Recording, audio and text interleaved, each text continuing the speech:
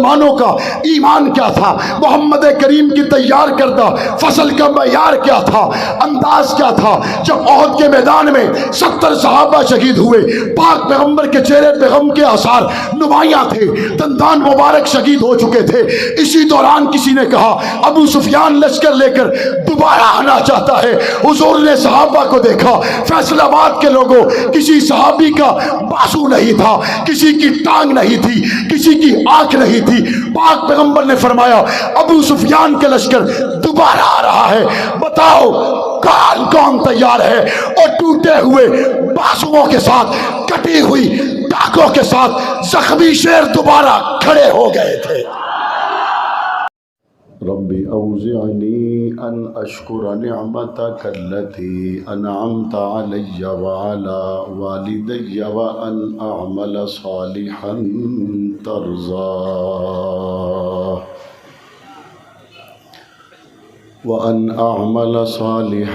ترضاه وادخلنی برحمتک فی عبادک الصالحین۔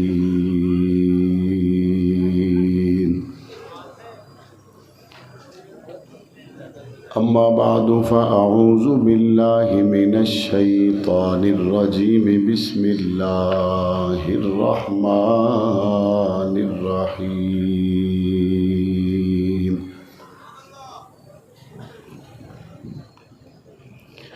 یا ایہا النبی انا ارسلناک شاہدا ومبشرا ونذیرا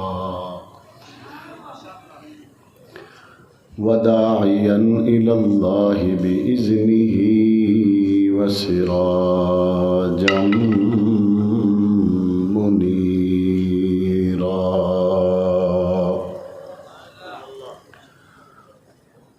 قال رسول اللہ صلی اللہ علیہ وسلم انا خاتم النبیین لا نبی بعدی۔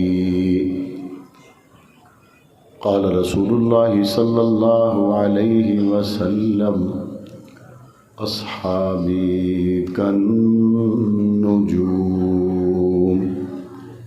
بأیہم اقتدیتم اہتدیتم، او کما قال علیہ الصلاۃ والسلام۔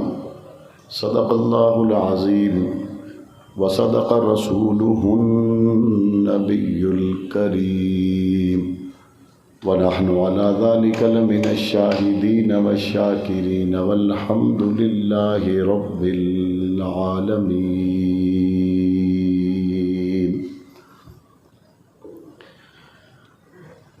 انتہائی واجب الاحترام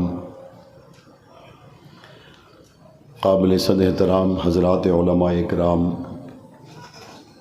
بزرگان دین، نوجوانان اہل سنت، 25ویں سالانہ شافع محشر صلی اللہ علیہ وآلہ وسلم کانفرنس میں تشریف لانے والے اہل سنت والجماعت سے وابستہ جانباز مجاہد جیال کارکنوں،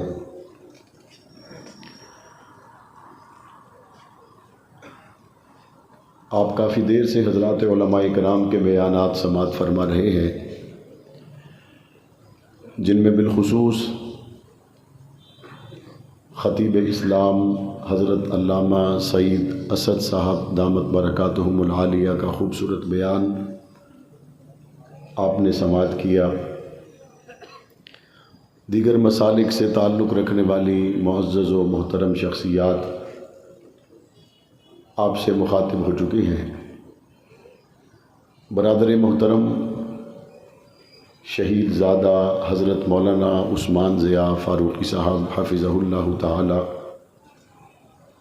برادر محترم مفتی محمد احمد ضیاء صاحب حفظہ اللہ تعالی، دیگر علماء اکرام اسٹیج پر جلوہ گر ہیں۔ ماہ ربیع الاول میں بالخصوص اور سال کے 11 مہینوں میں بالعموم ملک کے طول و عرض میں نبی کریم صلی اللہ علیہ وسلم کی سیرت و کردار کو محافل میں پروگرامات میں بطور خاص بیان کیا جاتا ہے۔ رب کریم کہی گئی باتوں پہ ہمیں دل سے عمل پیرا ہونے کی توفیق عطا فرمائے۔ میں نے قرآن مجید کی ایک آیت کریمہ تلاوت کی ہے۔ اس آیت کریمہ میں اللہ تعالیٰ نے نبی کریم صلی اللہ علیہ وسلم کو سورج کے ساتھ تشبیہ دی ہے۔ سورج کا لفظ جیسے ہی انسان سنتا ہے تو ذہن میں فوراً سورج کی گرمی آتی ہے۔ اللہ تعالیٰ نے سراجن فرمانے کے ساتھ ہی منیرہ فرما دیا کہ سننے والوں کو سمجھ آئے کہ یہ سورج گرمی والا نہیں، محبت والا سورج یہ ہے۔ تو سورج لیکن اس کی ٹھنڈک، اس کی چاشنی چاند سے بھی کئی گنا زیادہ ہے۔ نبی کریم صلی اللہ علیہ وسلم کو سورج کے ساتھ جب قرآن نے تشبیہ دی تو میں کہتا ہوں قرآن آپ نے حضور کی تشبیہ جب سورج کے ساتھ بتلائی تو کیا دنیا کے سورج کی بہت سی منزلیں، بہت سے پہلو، بہت سے رخ نبی کریم صلی اللہ علیہ وسلم کے مشابہ ہو سکتے ہیں؟ مثال کے طور پر دنیا کے سورج کا ایک بہت بڑا کام یہ ہے کہ وہ دنیا میں فصل کو پکاتا ہے۔ اگر سارا سال سورج نہ نکلے تو گندم تیار نہیں ہو سکتی، سارا سال سورج نہ نکلے تو کوئی بھی اناج غلہ تیار ہو کر گودام تک پہنچنا تو درکنار فصل سے اٹھانے کے قابل بھی نہیں ہوتا۔ تو اے قرآن ذرا آپ بتائیں کہ آپ نے مثال دی ہے حضور علیہ السلام کی سورج کے ساتھ، تو سورج تو دنیا میں فصل پکاتا ہے۔ سورج کے بہت سے کام ہیں جن میں ایک کام اس کا فصل پکانا بھی ہے۔ گو کہ سورج کے کاموں میں سے ایک بڑا کام یہ ہے کہ جب سورج آ جاتا ہے تو پھر چھوٹے چھوٹے چراغوں اور ستاروں کی روشنی نہیں رہتی۔ ایک سورج آتا ہے اور اس سے وہ پوری کائنات کو منور کر دیتا ہے۔ تو حضور کے آنے کے ساتھ ہی تمام انبیاء و رسل کے آسمانوں پر چمکنے والے ستاروں کو سورج نے آ کر گویا اس طور پر اپنی روشنی کو قائم کر دیا کہ اب حضور کے آنے کے بعد مزید کسی چاند، ستارے، سورج کی ضرورت نہیں ہے، بلکہ اب اگر بات چلے گی تو حضور نبی کریم کی ہی بات چلے گی۔ آپ نے سن رکھا ہے علماء کرام سے، ایک موقع پر حضرت عمر فاروق رضی اللہ تعالی عنہ تورات کے کچھ ورقے ان کے ہاتھ میں تھے اور وہ حضور علیہ السلام کی محفل میں انہیں پڑھنے لگے تو حضور علیہ السلام کا چہرہ ناگواری کے واضح آثار صحابہ کرام نے محسوس کیے، اور حضور علیہ السلام نے فرمایا کہ قرآن مجید کے آ جانے کے بعد اب تورات کی ضرورت نہیں ہے، اب بات چلے گی تو محمد کریم کی بات چلے گی، اب حضور کے بعد مزید کسی کی بات چل سکتی نہیں ہے۔ اگر سورج کی منزلوں کے اعتبار سے حضور علیہ السلام کے سورج کی بات کی جائے تو ایک لمبا عنوان ہے، لیکن میں مختصراً 2-3 پہلوؤں پر آپ کی توجہ دلانا چاہتا ہوں۔ سورج کا ایک بڑا کام ہے کہ وہ فصل کو پکاتا ہے۔ تو اے قرآن مجید، آپ نے حضور علیہ السلام کو سورج فرمایا، تو کیا حضور علیہ السلام کے سورج نے بھی کسی فصل کو پکایا ہے، کسی فصل کو تیار کیا ہے؟ تو قرآن مجید کی سورہ فتح گواہی دیتی ہے کہ کزرع اخرج شطأہ فآزرہ فاستغلظ فاستوى علی سوقہ، کہ حضور علیہ السلام نے بھی ایک فصل کو پکایا ہے اور اس فصل کو صحابہ کرام کہا جاتا ہے۔ ابھی آپ نے اس محفل کے مہمان خصوصی کی زیارت بھی کرنی ہے اور بیان بھی سننا ہے، اور جتنے آپ بیدار ہیں تو میرا خیال ہے کہ ہمیں خاص مہمان کے آنے سے پہلے آپ کو 1 گھنٹہ ریسٹ کے لیے دے دینا چاہیے، تاکہ جب ہمارے معزز مہمان آئیں تو اس وقت آپ پورے طور پر مستعد ہوں۔ میں تو آپ کا میزبان ہوں، ڈویژن فیصل آباد میں میرا گھر بھی ہے، مولانا عثمان صاحب بھی، مفتی صاحب بھی، ہم تو اسی ڈویژن کے لوگ ہیں، تو ہم تو میزبان کے طور پر آپ سے مخاطب ہیں۔ ساڈی خیر ہے پرونے دے آن تو پہلے تانوں کھوا پوا لئیے، ادھے گھنٹے دا کلولہ کرا لئیے، تاکہ تسی آن تو پہلے ٹھیک تو ہو جاؤ نا۔ ہاں، جنہوں نے سبحان اللہ کہا ہے انہاں تو علاوہ باقی بندے سوا دیو۔ ہجے بھی کچھ بندے ہیں نے جنہوں نے تبلیغی مرکز سلیپنگ بیگ دے نال بھیجن دی ضرورت محسوس ہو رہی، جڑے ہون رہ گئے نے انہاں نوں اور پیچھے کو گنجائش رہی نہیں۔ قرآن مجید آپ بتائیں، حضور علیہ السلام نے سورج کے طور پر جس فصل کو پکایا ہے اس فصل کو کیا کہتے ہیں؟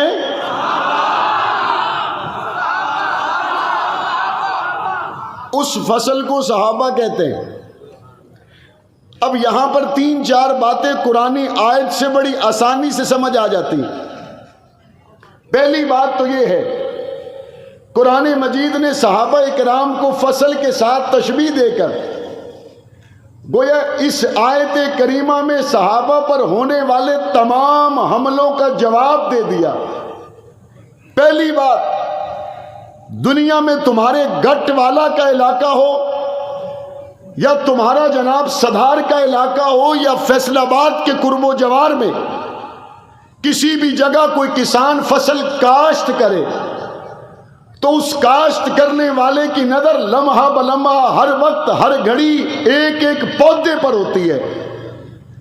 حضور علیہ السلام نے جس فصل کو لگایا انہیں صحابہ کہتے ہیں۔ پاک پیغمبر کی ہر لمحہ ہر وقت نظر اگر کسی پر رہی ہے تو وہ صحابہ کرام پر رہی ہے۔ کہنے والا کہے گا مولانا آپ نے دنیا کے کسان کو دیکھ کر ایک اندازہ لگایا ہے کہ کسان کو فصل بڑی پیاری ہوتی ہے، لہذا وہ بار بار اپنی فصل کو دیکھتا ہے، اس کی نگرانی کرتا ہے۔ آپ نے موجودہ کسان کو دیکھ کر ایک بات نکالی ہے یا کوئی دلیل بھی ہے؟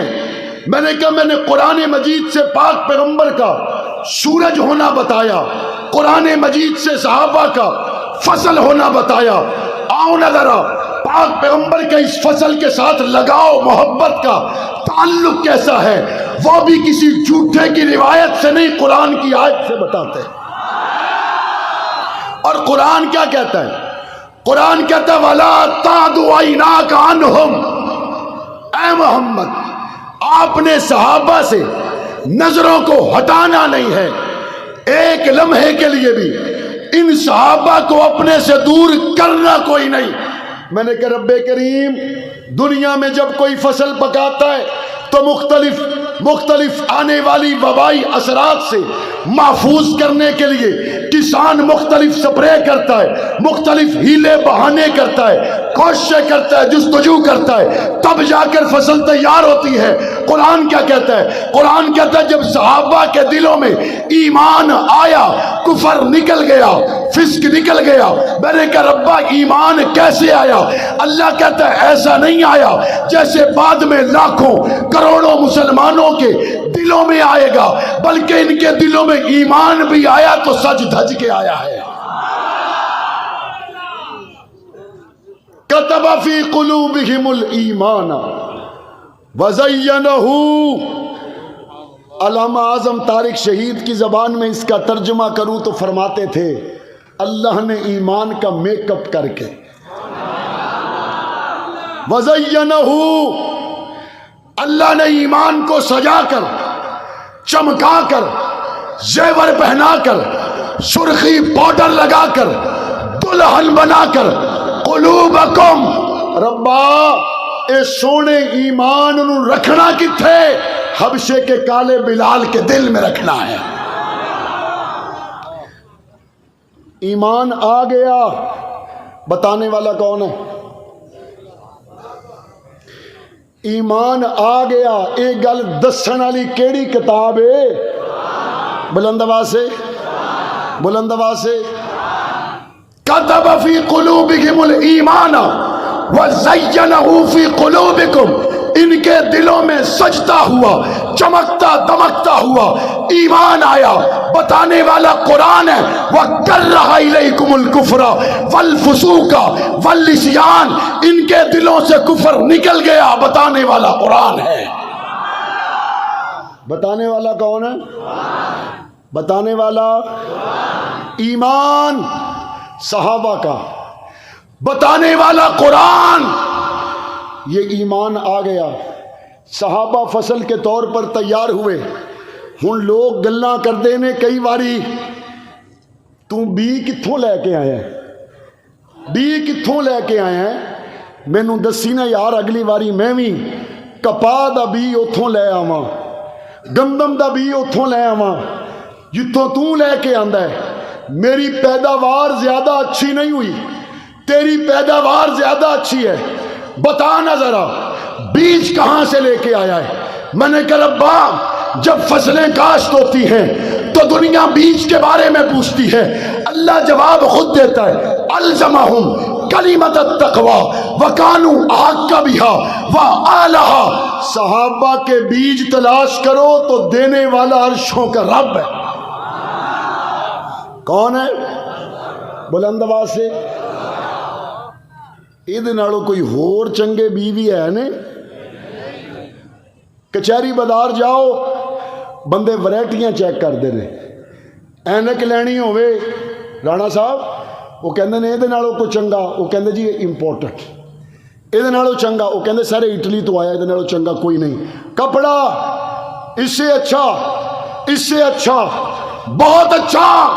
और जब दुकानदार कहे सर पूरा फैसलाबाद फिर लो, ਇਹਦੇ ਨਾਲੋਂ चंगा कोई नहीं। अल्लाह क्या कहता है कुरान में? अहक्का, उलमा बैठे, अहक्का इसमें तफजील का सीगा है। हुजूर के साथी बनने के सबसे ज्यादा कुल कायनात में अगर हकदार थे तो यही सहाबा थे। या अल्लाह, इनसे अच्छा बीज और कोई हो सकता है या नहीं हो सकता? अल्लाह कहता है इन्हां नालों चंगा मैं बनाया ही कोई नहीं। फैक्ट्री चों दे नालों चंगा बनिया ही कोई नहीं। बना ही ना हो तो मिलेगा कहां पर? या अल्लाह, ये फसल जो हुजूर ने तैयार की, इस फसल का नतीजा कुरान दो जगह पे बयान करता है। कज़रइन अखरज शतअहू फ़आज़रहू फ़स्तग़लज़ फ़स्तवा अला सूक़ी। पहले तो ये ज़हन में रखें, सहाबा के कौपल से लेकर लहलहाने तक के तमाम मराहिल को अल्लाह ने कुरान में बयान किया। मैंने कहा रब्बा, जदों फसल तैयार हुंदी है, कोई फुल निक्का ते कोई छोटा, कोई वड्डा, ते किसी दी खुशबू ज़्यादा ते किसी दी थोड़ी, ये किवें करके होएगा? अब चूंकि इसको पकाया प्यारे मुस्तफ़ा ने है, अब चूंकि इसको सींचा पाक पैगंबर ने है, तरतीब हुजूर ने दिया है और इस बीज को देने वाला रब है, तो अल्लाह ताला ने ये फैसला कर दिया, जब ये मेरी मंडी पे बिकने के लिए आएंगे, बड़े छोटे की बात नहीं, वकुल्लुम वअदल्लाहुल हुस्ना, तमाम को मैंने जन्नत के बदले में खरीदा है। मैंने कहा रब्बा, जन्नत नालो वड्डी शय हो ही कोई नहीं सकती, इतनी बड़ी चीज के बदले में आपने इनको क्यों खरीदा? कुरान कहता है फयुक्तलून व युक्तलून, इनकी सबसे बड़ी क्वालिटी ये है, जान देनी पड़े दे देते हैं, लेनी पड़े ले लेते हैं। हुजूर दी मोहब्बत दे विच जान देनी पवे ते लेनी पवे, परवाह नहीं करते। आओ देखो, जब अबू बकर सिद्दीक के बेटे ने जनाब अबू बकर सिद्दीक से कहा, अब्बा जान, फलां जंग के मौका पर मेरी तलवार के नीचे थे, मैंने बाप समझकर छोड़ दिया। जनाब अबू बकर ने जवाब दिया, बेटा जे तू मेरी तलवार हेठ आ जांदा, मैं बेटा समझ के कभी ना छोड़ता, मोहम्मद का दुश्मन समझ के तेरी गर्दन उतार देता। ये तो बाप और बेटे की बात है। आए यहां से दूसरी मिसाल भी मिलती है।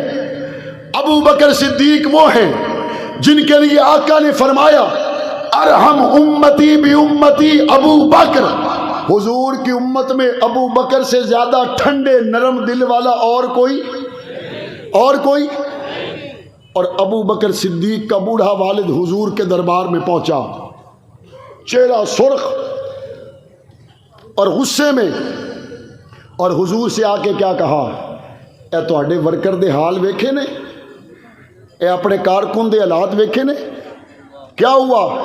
کہتے یہ ابو بکر نے میرے چہرے پہ تھپڑ مارا ہے۔ حضور نے فرمایا ابو بکر؟ ہاں ابو بکر نے چہرے پہ تھپڑ مارا ہے۔ حضور نے بلایا، ابو بکر باپ کے چہرے پہ تھپڑ مارا ہے۔ ابو بکر کیا کہتے ہیں، اگر میرے قریب تلوار ہوتی تو اس کی گردن اتار دیتا، میرے سامنے آپ کی گستاخی اور میں برداشت کروں؟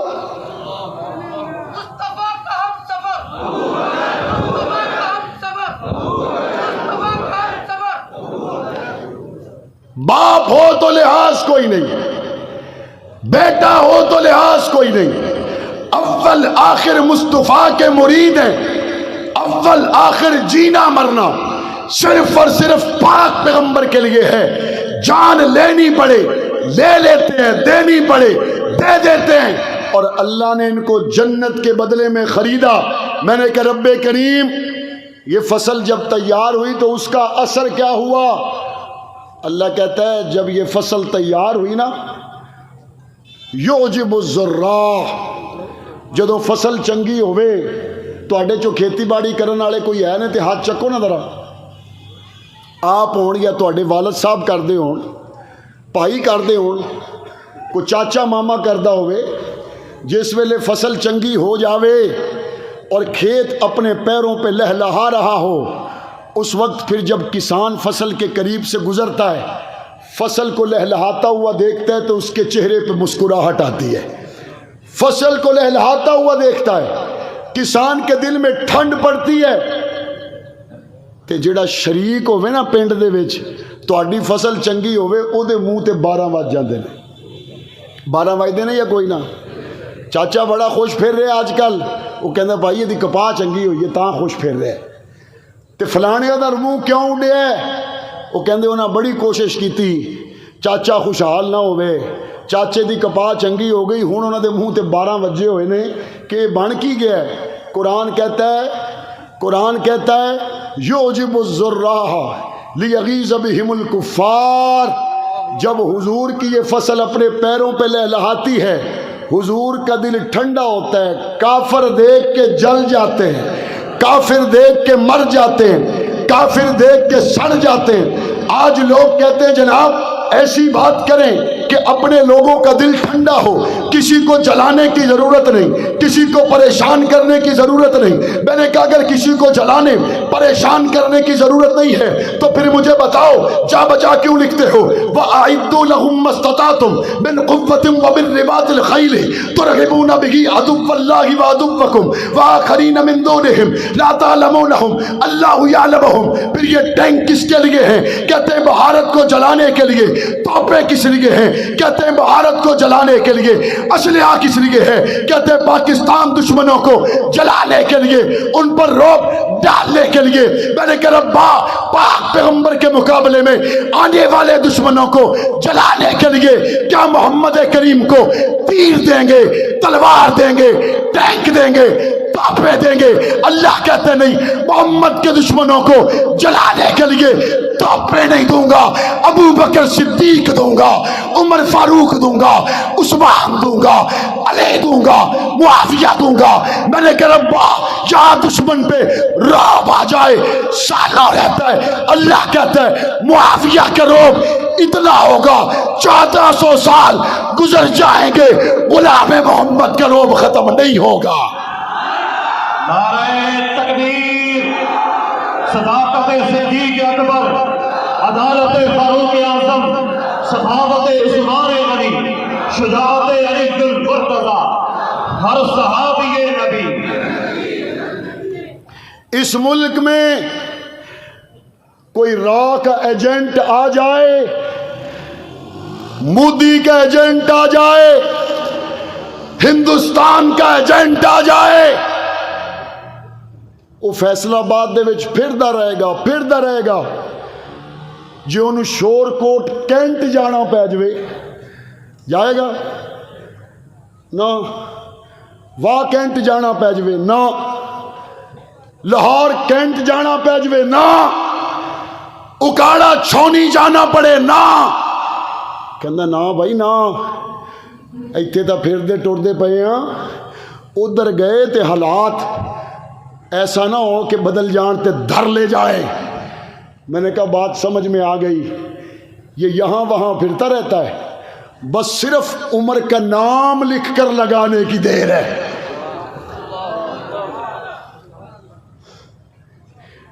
صرف عمر کا نام لکھ کر لینے کی دیر ہے۔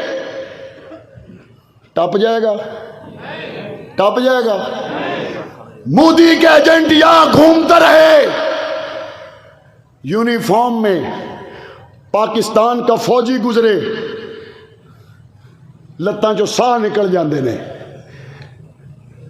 اور یہاں وہاں ادھر ادھر پھرتا رہے گا، لیکن جہاں سے حق نواز کا غلام گزرے گزر نہیں سکے گا۔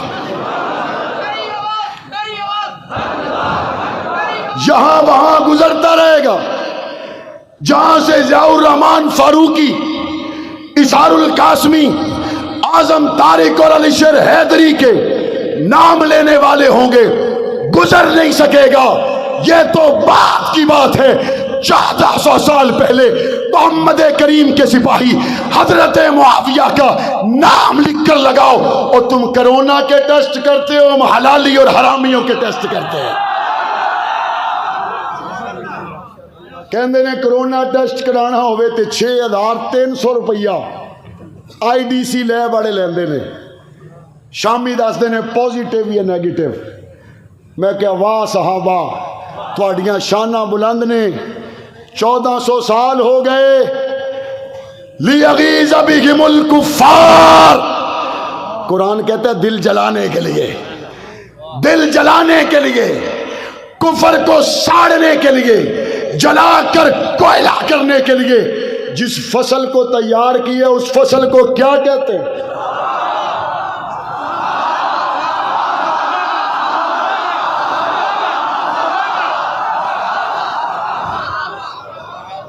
وہ فصل کون ہے؟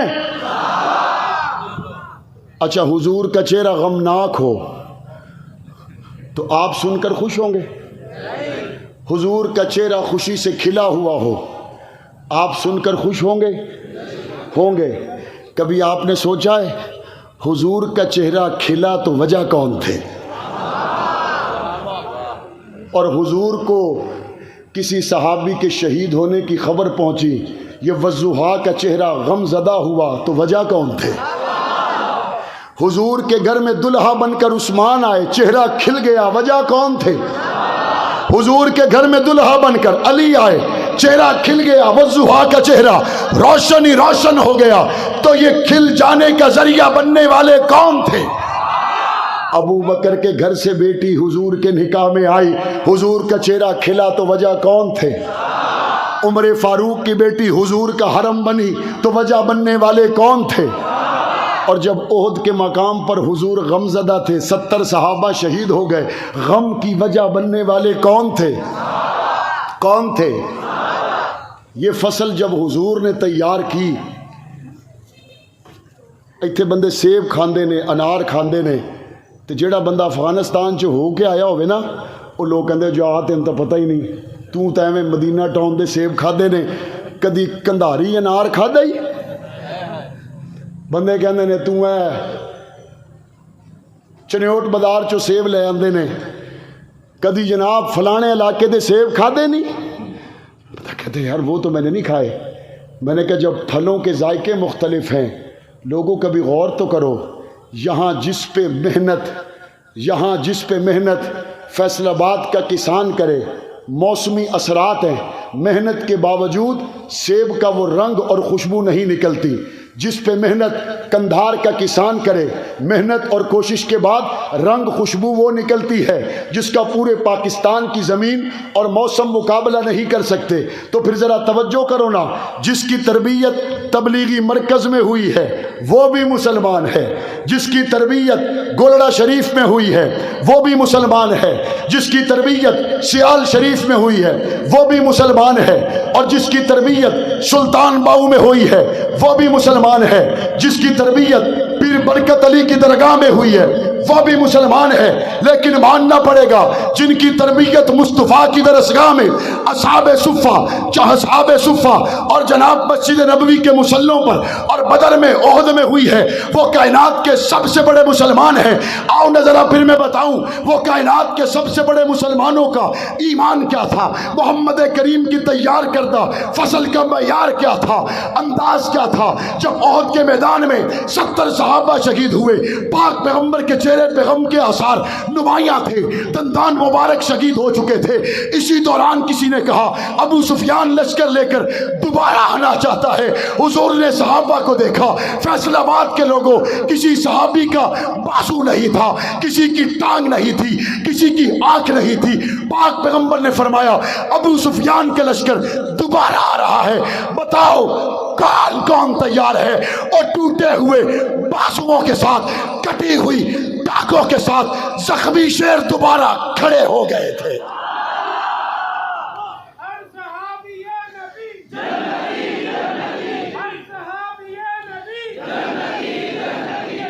یہ حضور کے تیار کیے ہوئے تھے کہ جب خندق کے موقع پر 12,000 کا لشکر بنو نذیر ابھار کر لے آیا مدینے کی طرف, ایک فوج آ رہی ہے, دوسری آ رہی ہے, تیسری آ رہی ہے, اور یہاں صحابہ مٹھی بھر, سردیوں کا موسم, خندق کھودی ہوئی. اور قرآن کیا کہتا ہے؟ قرآن کہتا ہے بلغت القلوب الحناجر وتظنون باللہ الظنون. قرآن کہتا ہے کلیجے حلق میں آ گئے, دل دھڑکنا تیز ہو گئے. قرآن کہتا ہے ہنالک ابتلی المؤمنون وزلزلوا زلزالا شدیدا. قرآن کہتا ہے وہ ایسی آزمائش تھی جس نے بندوں کو ہلا کر رکھ دیا. اور جب لشکروں کے لشکر آئے صحابہ کانپے نہیں, بلکہ قرآن کہتا ہے وَلَمَّا رَأَى الْمُؤْمِنُونَ الْأَحْزَابَ قَالُوا هَذَا مَا وَعَدَنَا اللَّهُ وَرَسُولُهُ وَصَدَقَ اللَّهُ وَرَسُولُهُ. قرآن کہتا ہے جب یہ لشکروں کے لشکر آئے, صحابہ نے اس وقت کہا ہاں یہی ہے وہ وعدہ جو اللہ اور اس کے رسول نے کیا تھا کہ آزمائش آئے گی. یا رسول اللہ, جب آپ کے ساتھیوں نے لشکروں کے لشکر دیکھے, فوجوں کی فوجیں دیکھی, ان کی کیفیت کیا تھی؟ قرآن کہتا ہے وَمَا زَادَهُمْ إِلَّا إِيمَانًا وَالتَّسْلِيمًا. لشکروں کو آتا دیکھ کر ان کا ایمان اور زیادہ ہو گیا. دنیا آج حیران ہے, 44 ملکوں سے لشکروں کے لشکر آئے, دنیا حیران ہے وہ ملا عمر کے بھائی جیت کیسے گئے. دنیا حیران ہے وہ امریکہ اور یورپ مل کر آئے, طاقت اور اسلحہ کے ساتھ آئے, یہ جیت کیسے گئے. انہوں نے محمد کے غلاموں سے سبق سیکھا تھا. جب فوجوں کی فوجیں آئیں, اور قرآن نے یہ بھی بتایا مومنات عورتوں کو کہتے ہیں, مومنین مردوں کو کہتے ہیں, لیکن یہاں قرآن نے بتایا وہ جب فوجوں کی فوجیں سامنے سے آئی, جن کا ایمان زیادہ ہوا وہ کون تھے؟ قرآن کہتا ہے من المؤمنین. یہ کہہ دینا کافی تھا کہ وہ مرد مسلمان تھے, یہ کہہ دینا کافی تھا, لیکن قرآن کہتا ہے رجال. اے چنگے پلے تگڑے مرد سی, ماڑے بندے دا کام کوئی نہیں. من المؤمنین رجال. کمزور مسلمانوں کی حالت کیا ہوتی ہے؟ 20 سال پہلے ہم نے امریکہ کو اڈے دیے, 20 سال پہلے ہم نے کہا کہ جناب اگر آج ہم آپ کی بات نہ مانیں تو ہمارا ملک نہ رہے گا. اور جب ان کو کہا گیا جن کے خلاف اڈے مانگے جا رہے تھے بتاؤ ملا عمر تم نے کیا سوچا ہے؟ انہوں نے کہا ہمارا تو ایک بات ہے، تمہاری نظر اسباب پر ہے، ہماری نظر مسبب الاسباب پر ہے. گل نہیں مک گئی. اور آج 20 سال کے بعد نتیجہ کیا نکلا؟ پاکستان کے اندر جس کو نام نہاد دہشت گردی کی جنگ کا نام ہم نے دیا، ہمارے اس کے اندر شہید ہونے والے لوگوں کی تعداد ہے 78,000. کتنے؟ 78,000. اور 20 سالوں میں جو طالبان نے جنگ لڑی ہے اس میں ان کے شہید ہونے والے بندوں کی تعداد ہے 52,000. من المؤمنین رجال، مرداں وانگو کھلو جاندے تو آج تمہاری بھی غلامی کی زنجیریں ٹوٹ جاتی. جو اللہ پہ بھروسہ کرے اللہ اس کو کبھی رسوا کرتا. اور آج غلامی کی زنجیریں حضور کے غلاموں نے توڑی یا نہیں توڑی؟ بلند آواز سے بتائیں. اور یہ غلامان صحابہ سے سیکھنے والے لوگ تھے یا نہیں تھے؟ حضور کے شاگرد کون تھے؟ بھئی اب تو آپ کو ورد تیز کر دینا چاہیے. حضور کے غلام کون تھے؟ وفادار کون تھے؟ رضاکار کون تھے؟ شاگرد کون تھے؟ لگائی گئی فصل کون تھے؟ سفر حضر کے ساتھی کون تھے؟ بے سر و سامانی کے عالم میں ساتھ دینے والے کون تھے؟ کبھی نہ پیچھے ہٹنے والے کون تھے؟ ہر دم ڈٹنے والے کون تھے؟ آگے بڑھنے والے کون تھے؟ جانے دینے والے کون تھے؟ بچے یتیم کرانے والے کون تھے؟ گردنیں کٹانے والے کون تھے؟ ہمارے امام کون ہے؟ ہمارا آج کون ہے؟ ہمارا کل کون ہے؟ ہم ہر زبان پر کون ہے؟ ہر سینے میں کون ہے؟ دونوں ہاتھ کھڑا کر کے بتاؤ ہر دل میں کون ہے؟ محبت کون ہے؟ جنون کون ہے؟ جذبہ کون ہے؟ جرت کون ہے؟ عزیمت کون ہے؟ ہمت کون ہے؟ آج کون ہے؟ کل کون ہے؟ پیر کون ہے؟ مرشد کون ہے؟ صحابہ صحابہ صحابہ صحابہ صحابہ صحابہ صحابہ.